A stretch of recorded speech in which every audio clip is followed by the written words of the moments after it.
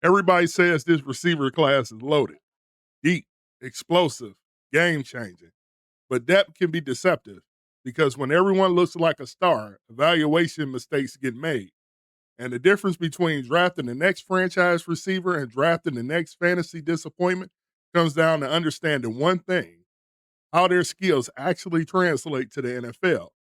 So today we're breaking down this class down the only way that matters: film, traits, projection, risk, and which prospects are being overrated right now. This is the full draft board. Let's talk about it.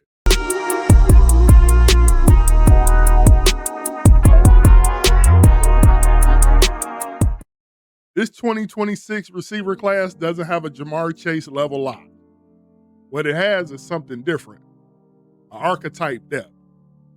You want a volume slot? You want a contested catch? X? You want a yards after catch nightmare? You want a vertical technician? This class has all of it. But different skill sets mean different translations. And if you don't separate production from projection, you'll draft the wrong guy. There is no consensus number one. Instead, we have tiers of risk versus readiness. Some prospects are polished and safe, others are explosive but system created, and some could become stars if they land in the right offense. Let's build the tiers.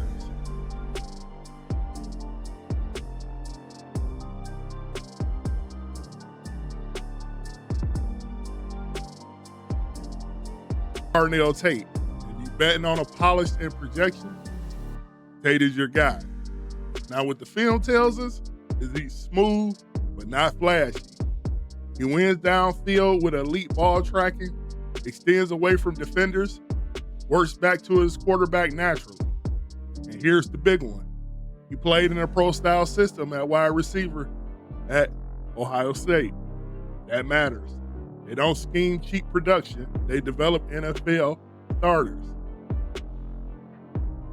Translation: a day one outside starter, quarterback-friendly catch radius, wins vertically and in an intermediate game. I gave him a player-style comp of a T. Higgins with smoother transitions. He's not loud, he's reliable, and reliable travels to Sundays. Next, we got Makai Lemon. Lemon is the exact opposite evaluation. He's not smooth, he's violent. And what the film tells us about Makai is he's built like a running back playing receiver. He breaks tackles, he absorbs contact, he wins in traffic. USC used motion and alignment to free him, yes. But he still had to make plays, and he did, repeatedly. So the translation: high volume slot receiver, chain mover, third down weapon, fantasy friendly role. The risk with him, which we don't know yet, is the separation versus elite NFL man corners. But he's tough, and he's reliable, and it gives him one of the safest floors in the class. Now we go jump into tier 2. This is primary receiver upside. We got Casey Concepcion. If football were played in space only, he might be wide receiver 1. Now, what the film tells us is he has instant acceleration, elite change of direction. He makes defenders take bad angles while they're trying to tackle him. I mean, he will embarrass you. He is a yak creator, not just a yak collector. And special teams value raises his draft floor. Now, the translation to that is he's an offensive weapon, a motion piece, screen game killer, a PPR cheat code potential. My concerns, though, he's still developing as a nuanced route technician. If he refines this, he is going to become terrifying. Next up on the board is Jordan Tyson. He is my what-if superstar. Now, what the film tells us is he has fluid hips, a gliding stride, wins on crossers, deep overs, layered concepts. Looks like a modern-day NFL XZ hybrid. Natural ball skills, strong frame, clean releases. The problem though, ACL, MCL, PCL, collarbone, hamstring. Availability is a part of ability, but if his medical's clear, he's a wide receiver 1 talent. Now I got my tier 3 day 2 starters. I got Reggie Virgil. He's the no wasted movement prospect. According to the film, he got clean footwork, sharp stems, efficient separation, tracks the deep ball beautifully. Not elite at one thing, but very good at everything. That's how a wide receiver 2 career is built. We got the national champion, Indiana Hoosiers wide receiver Omar Cooper Jr. He just got winning tape. National champion, clutch catches, elite sideline awareness. Looking at the film, he finds holes and zones. He's fearless across the middle. Smart body positioning. Not a burner, but he's a football player. A smart receiver stick in the league. We got one of the biggest what ifs, and that is Chris Brazil II. Long strides, easy speed, vertical threat. The film, he glides past corners, comfortable working on deep routes, works back to the intermediate concepts. They question on him is Tennessee's scheme, and it inflates space. NFL corners won't. He's a projection man, not a finished product. Boy, we got Zachariah Branch. He's probably the most electrifying player in this class with the ball in his hand. Now, the film says he's a screen guy. He can return punts. You get him manufactured touches, and he has an immediate burst. Think of Xavier Worthy.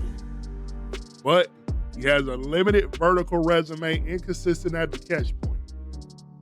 Translation here, creative OC equals star potential. Rigid system equals gadget label. Widest range of outcomes in this class.